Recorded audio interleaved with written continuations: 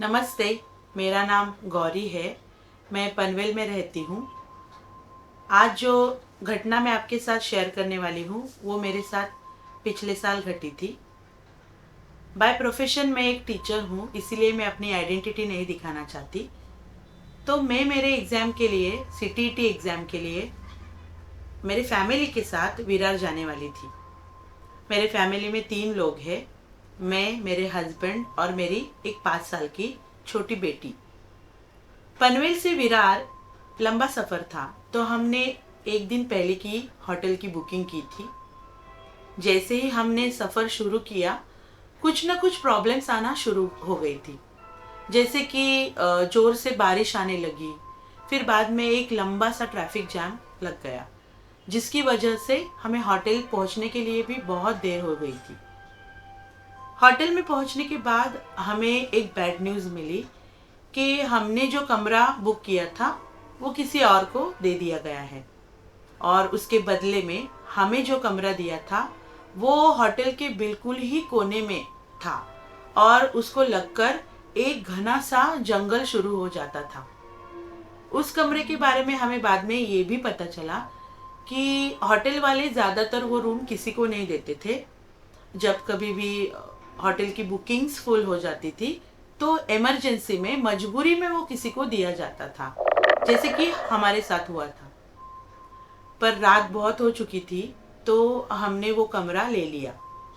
फिर जैसे ही हम उस रूम की तरफ गए और मैंने रूम का दरवाज़ा खोला, तो उस रूम से एक अजीब सी बदबू आने लगी। हालांकि रूम सर्विस वालों ने हमें लॉबी में आधा घंटा बिठा कर रखा था उस रूम की साफ सफाई के लिए, फिर भी इतनी गंदी बदबू कहाँ से आ रही है, यही मैं सोच रही थी कि मैंने देखा कि फर्श पर लंबे लंबे बाल गिरे हुए हैं, जैसे कि किसी औरत ने अभी अभी अपने बाल झाड़े हों। तो इसके बारे में जब भी मैंने जाकर स्टाफ से शिकायत की, तो उन्होंने फिर से एक बार साफ सफाई की और हमारे हाथ में एक बड़ी सी रूम फ्रेशनर की बोतल थमा दी। फिर रात भी बहुत हो चुकी थी और हमें भूख भी बहुत लगी थी, तो हमने अपना सामान रखकर खाना ऑर्डर किया। जैसे ही हमारा खाना आया, तो मैंने कुछ ही नहीं वाले खाए होंगे कि अचानक से एक बालों का गुच्छा उड़कर मेरी प्लेट में आ गया। वो देखकर मुझे इतनी घिन आई कि मैंने वहीं पर खाना खाना छोड़ दिया। वैसे भी उस दिन कुछ भी अच्छा नहीं हो रहा था। जैसे ही हमने होटल में एंट्री किया, हमें पता चला कि होटल का सीसीटीवी कैमरा भी ख़राब है, और मेरे हस्बैंड जब ऑफिस का काम कर रहे थे तभी पता चला कि वाईफाई भी काम नहीं कर रहा है। तो फिर कुछ देर बाद मेरे हस्बैंड ऑफिस का काम कर रहे थे, तो हम, मतलब मैं और मेरी बेटी, सोने चले गए। 2-3 घंटों के बाद जब मेरी नींद खुली, तो मैंने देखा कि मेरे रूम का टीवी चालू था, और मेरे हस्बैंड टीवी देखते देखते गहरी नींद में सो गए हैं। तो मैंने उठकर टीवी ऑफ किया और वापस मैं सोने के लिए चली गई। अभी मेरी आंख लगने ही वाली थी, तो मुझे कुछ आवाज़ें सुनाई दी, जैसे कि 4-5 लोग मिलकर खुसफुसाहट कर रहे हो। दरअसल ये आवाज़ें हमारे रूम के मेन डोर के बाहर से आ रही थी। तो मैंने उठकर डोर के पीप होल से देखा, कॉरिडोर में कोई भी नहीं था। फिर मैंने दरवाज़ा खोलकर देखा, तो पूरी तरह से वहाँ पर सन्नाटा छाया हुआ था, और जैसे ही मैंने दरवाज़ा बंद किया, वो आवाज़ें वापस आने लगी। मैं थोड़ा सहम गई। फिर मैंने रूम के सब लाइट्स ऑन रखे और आके मैं वापस सो गई। लेकिन मुझे नींद नहीं आ रही थी, क्योंकि मेरा ध्यान बार बार वहीं पे जा रहा था।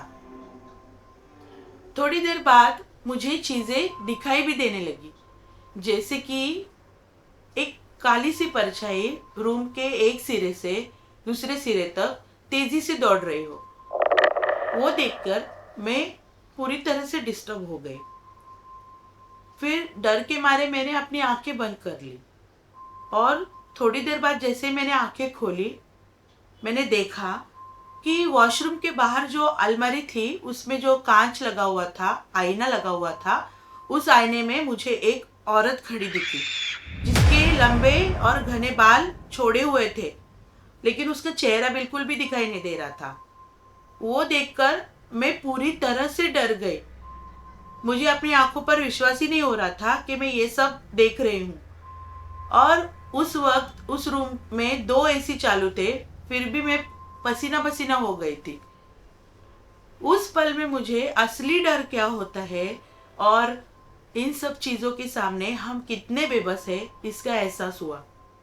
मेरा पूरा शरीर सुन्न पड़ गया था। मैं अपनी एक उंगली भी उठा नहीं पा रही थी, जैसे कि किसी ने पूरी तरह से मेरे शरीर की शक्ति निचोड़ ली हो। ये सब देखते देखते मैं इतना थक गई कि मेरी आंख कब लगी मुझे पता ही नहीं चला। फिर सुबह की 6 बजे जब भी मेरे मोबाइल का अलार्म बजा, तभी मेरी नींद खुली। नींद खुलते ही मुझे मेरे एग्ज़ाम की याद आई और मैं दौड़कर वॉशरूम की तरफ गई। लेकिन रात भर इतना सब कुछ होने के बाद मैं वॉशरूम का दरवाज़ा बंद करके नहाऊं, इतनी हिम्मत मुझ में बिल्कुल भी नहीं थी। तो मैंने फेस वॉश करने के लिए मैं वॉश बेसिन की तरफ गई। वॉश बेसिन के ऊपर एक आईना लगा हुआ था, जिस आईने से वही अलमारी दिख रही थी। तो फेस वॉश करते समय मैंने देखा कि वो दरवाज़ा, उस अलमारी का दरवाज़ा अचानक से खुलने लगा और खुलने के वक्त उससे वही आवाज़ आ रही थी जो ज़्यादातर हॉरर फिल्म्स में आती है। फिर ये देखने के बाद तो मैं पूरी तरह से डर गई और मैं दौड़कर अपने हस्बैंड के पास गई और मैंने उनको सब कुछ बताया। हालांकि मेरे हस्बैंड इन सब बातों पर बिल्कुल भी विश्वास नहीं करते हैं, लेकिन उस वक्त मेरी कंडीशन देखकर वो भी डर गए और उन्होंने मुझ पर विश्वास किया। तुरंत ही हमने हमारा सब सामान बटोर लिया और हम उस होटल से हमने चेकआउट किया। जैसे ही हम अपना सामान हमारी गाड़ी के डिक्की में लोड कर रहे थे कि हमने देखा कि हमारी गाड़ी का पिछला हिस्सा पूरी तरह से किसी ने ठोककर डैमेज कर दिया है। इसके बारे में जब हमने होटल वालों से शिकायत की तो उन्होंने हमें बताया कि रात में कोई भी नई गाड़ी वहाँ पे नहीं आई थी और सुबह की 6:30 ही बज रहे थे, तो किसी ने चेकआउट भी नहीं किया। ये सुनकर हमें बहुत अजीब लगा। फिर मैं मेरे एग्ज़ाम देने के बाद मैंने तुरंत ही वो जगह छोड़ दी। लेकिन इस घटना का मेरी ज़िंदगी पर बहुत बुरा असर हुआ। अगले 6 महीने तक मैंने बहुत से ऐसे बुरे अनुभवों का सामना किया। तो मेरी ये कहानी बताने का मेरा मकसद यही है कि कुछ कुछ जगहों पर बहुत सी ऐसी नेगेटिव एनर्जीज इकट्ठा हो चुकी होती है जिसका हमारे ज़िंदगी पर नेगेटिव इम्पैक्ट होता है। तो जब कभी भी हम बाहर जाएं तो पहले से ही उस जगह की थोड़ी सी इन्फॉर्मेशन निकाल लें और वहां जाने के बाद अगर हमें कुछ भी ऐसा नेगेटिव महसूस होता है तो तुरंत ही वो जगह छोड़कर हमें चले जाना चाहिए।